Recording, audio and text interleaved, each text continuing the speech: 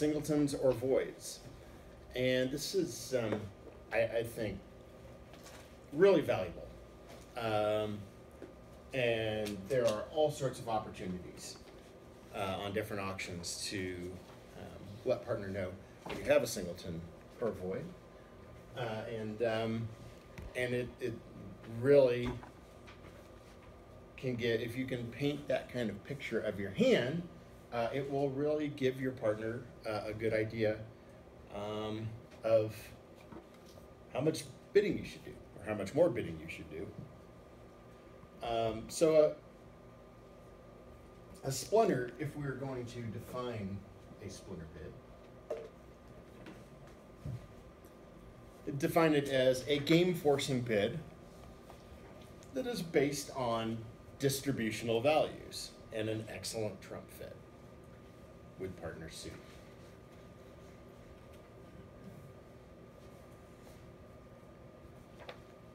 Should I give you that definition one more time here? Yes. For those of you who are taking notes. Define a splinter as a game-forcing bid that is based on distributional values, that distribution being a singleton or a void, and an excellent trump fit with partner suit.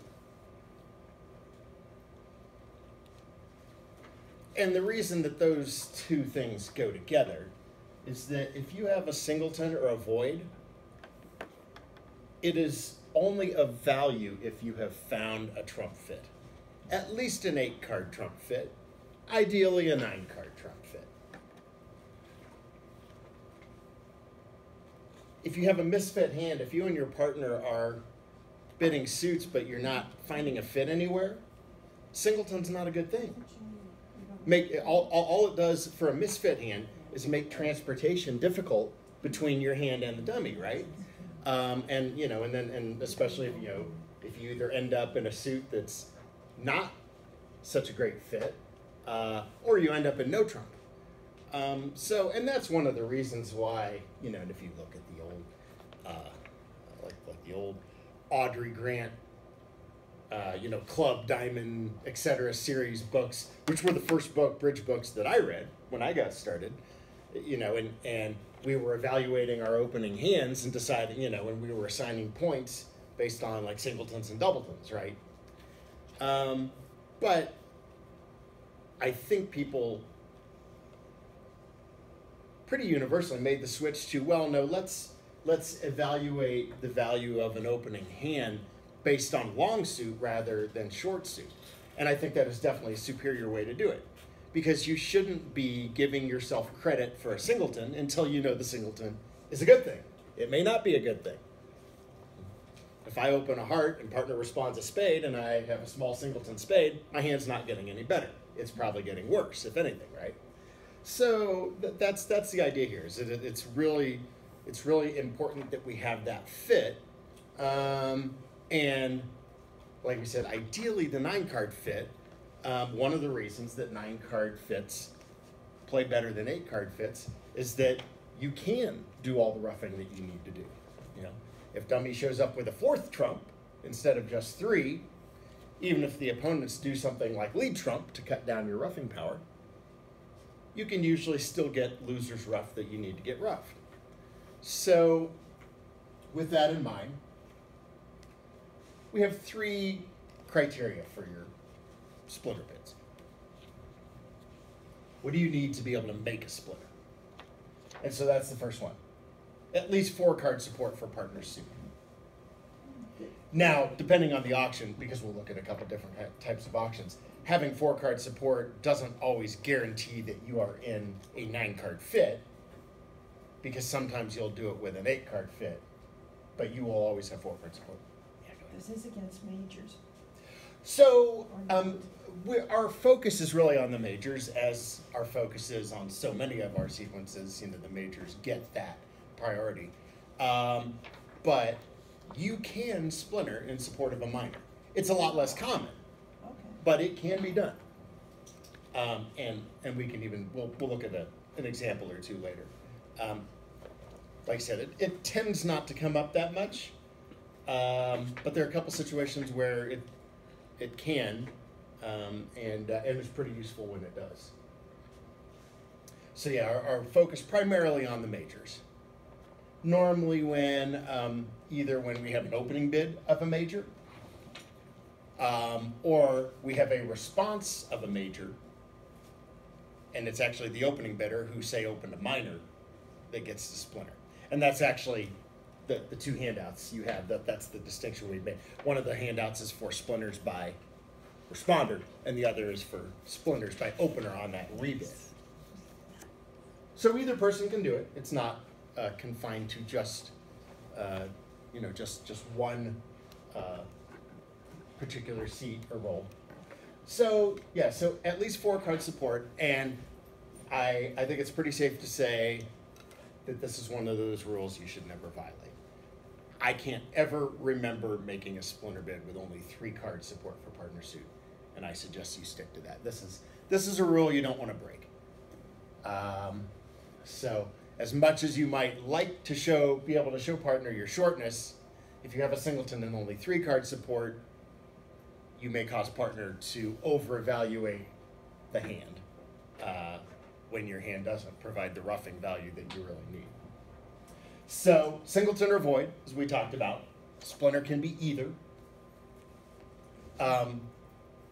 You proceed as if it's a singleton, just because voids are more rare than singletons. So assume that partner has 1 card in that suit, and sometimes if you end up in an auction, particularly a slam try auction, you may be able to find out when it is actually a void. But you assume that it's a singleton until further notice. And then the third criterion on the splinter, and this is the one that people tend to get wrong. A splinter is not an unlimited bid. It falls within a particular point range. Again, you're trying to paint a pretty specific picture of your hand. And while there are some auctions where maybe you could get away with bidding it as an unlimited bid, that's not really how it's intended. And when you look at some of the example hands that we're going to show you today, you'll see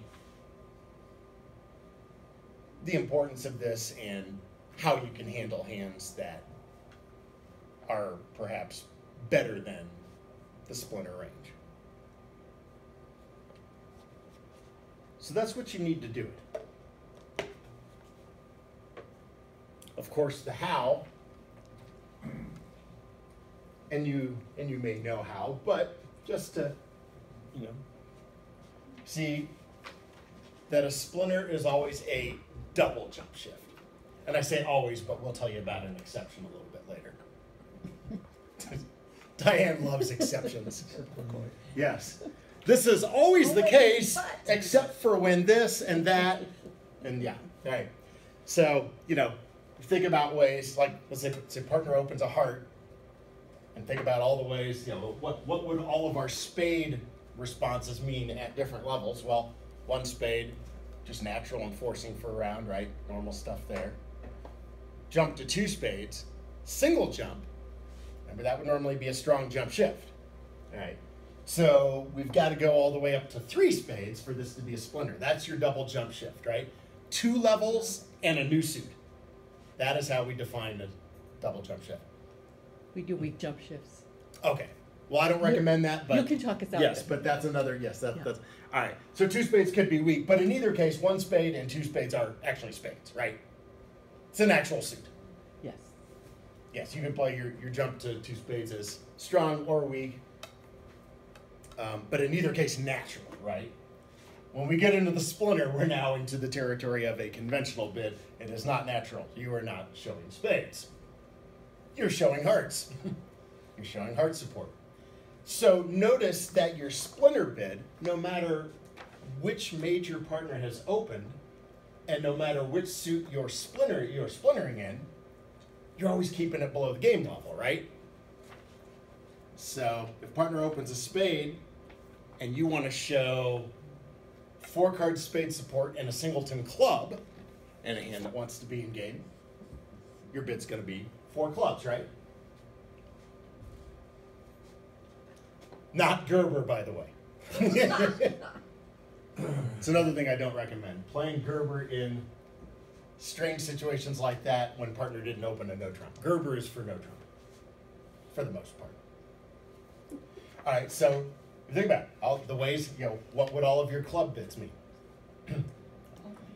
And the reason I think we want to talk about, just defining all your bids, this would be consistent with the big, overwhelming, scary matrix that you guys have, right?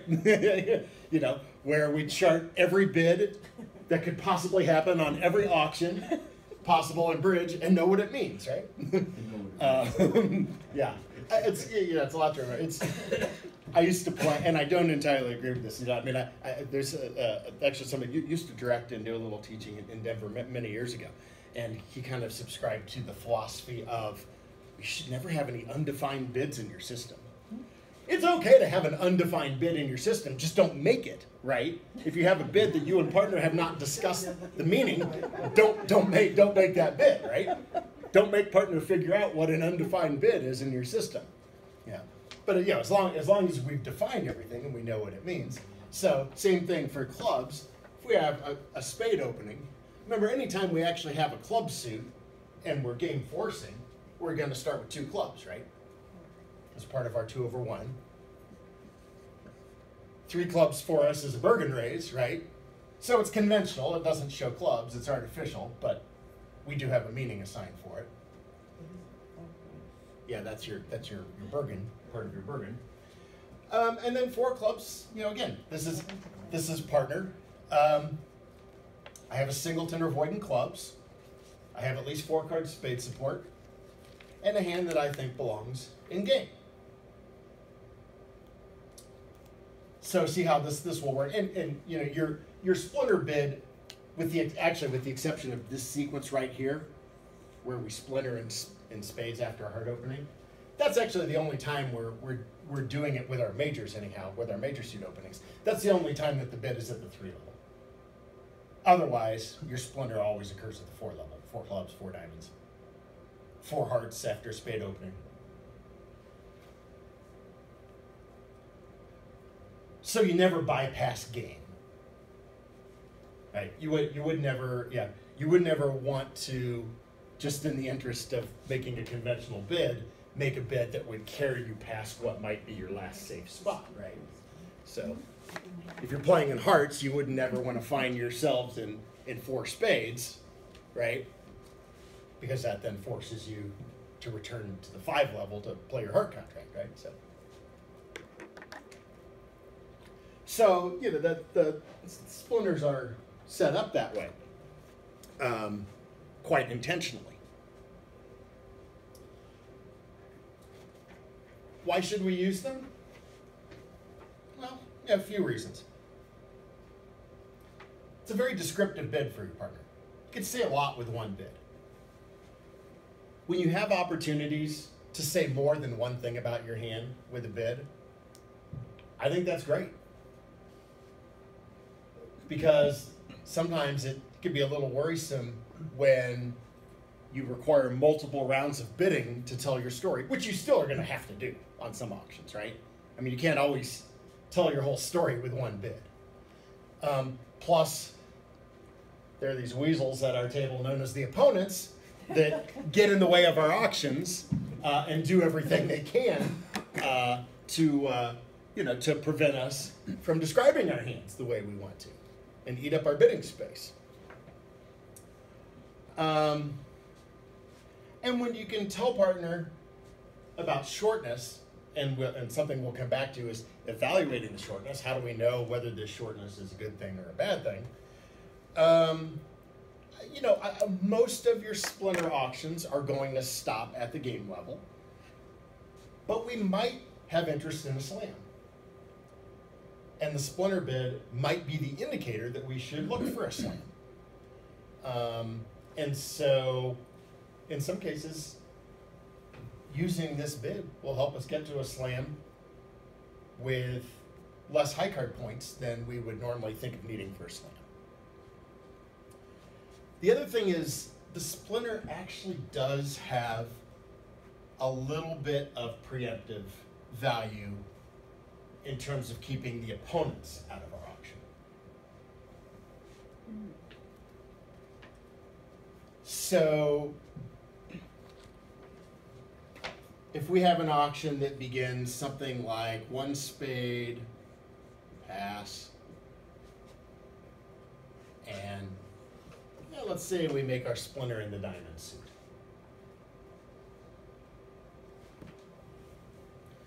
Well, what if this person over here in 4th seat, and I had them pass, but what if this person has a whole string of clubs and they wanted to get into the bidding with their clubs? And in fact, maybe they even have a good sacrifice against your 4 spade hand and 5 clubs or something like that. You know, if you have a big fit, the opponents have a big fit somewhere, by definition. Well, if they want to show their clubs, they're already got to get in at the 5 level, right? Whereas if you had started off with a different bid, they might have been more willing to get in. What if they have a long diamond suit, which is more likely? Yeah, because you have shortness in diamonds, that it could be that the opponents have a big diamond fit. Would depend on their agreements. In theory, they could double. A double of an artificial bid is in theory lead directing, right? But maybe here it should actually show some length in diamonds, not just like a couple of diamond honors, right? Because we know that the dummy is going to show up with a singleton or void, right? So as far as defending is concerned, how many diamonds are the defense going to catch, right? No more than 1, presumably. So, you know, well, I actually find, just as an aside, that when the opponent's splinter, leading the short suit, it usually doesn't get you anywhere. If you have a trick in that suit, it's typically not going away, and there's no urgency to take it. And sometimes if you just lead their short suit, you make things easier. On the other hand, if they have what they're supposed to on an auction like this, and they have splintered with at least 4-card trump support, while normally if we figured, if we think dummy is going to have shortness, a lot of times as a defender we want to lead trump. But if they have a known 9-card or better fit, leading trump is usually not a good proposition either. So sometimes it's hard to figure out what you should lead on an auction like this. I tend to look toward one of the other 2 suits. Just as a, you know, but Kurt, so yeah, so in theory, yeah, double could say, partner, I have long diamonds, and maybe it would suggest that your side wants to compete to 5 diamonds over 4 spades. So yeah, go ahead. What if the first opponent is the one who has the diamonds, and so they'll say 2 diamonds? We'll come back to that. Oh. So yeah, because we're going to talk about we're going to come back and revisit splinters and whether or not we would use them if there was some interference by the opponents. So, because we want to address that with a lot of our conventions, just like we did with inverted minors last time. You know, we always want to have that discussion of, okay, what of our systems are on when the opponents interfere and what systems are not. So, when we talk about the splinter being a limited range, I think there is a little bit of flexibility to this. But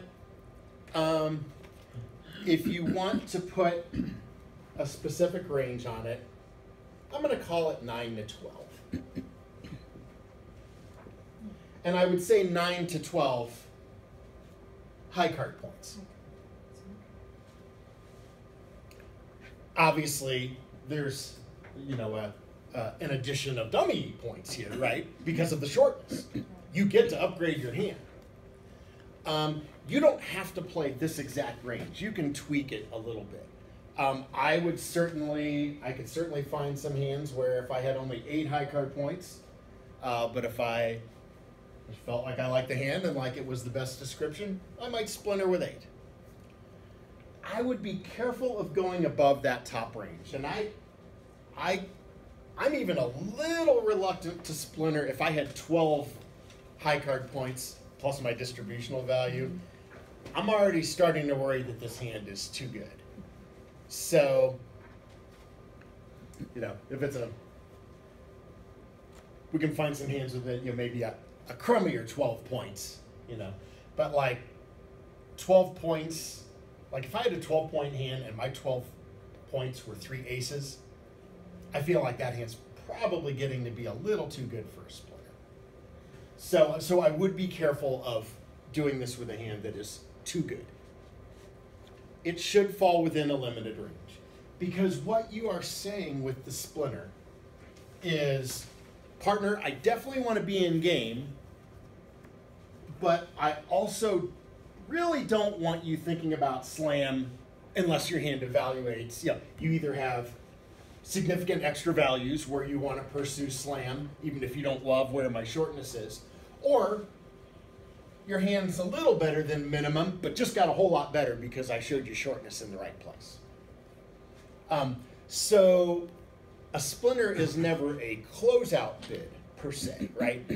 Your partner is not forbidden from bidding on, but it usually just leads to game. Leaving the option open to pursue a slam, if appropriate. So I think, to me, what is probably